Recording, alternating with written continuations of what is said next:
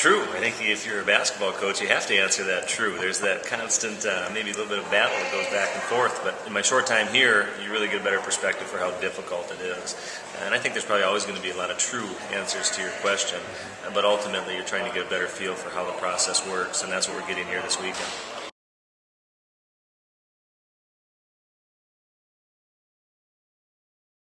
I think for me, on the coaching perspective, is really how to balance our schedule and what we do and what we can control, and how that factors into any of the NCAA tournament selection, whether it's getting in or in the seeding process. From a coaching perspective, I'm really trying to help do a better job with that non-conference schedule, understanding RPIs, road, home, and it's really helped.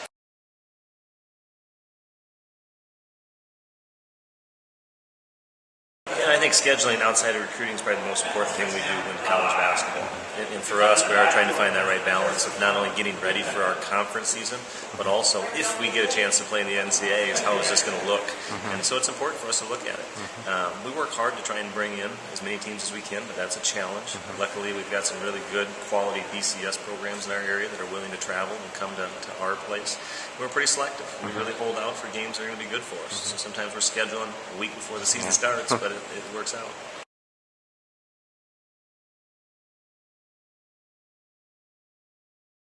I just think you have to, if you're really going to be involved with the NCAA tournament and have a chance to observe it, participate in it, you really have to know what goes into getting the teams in there.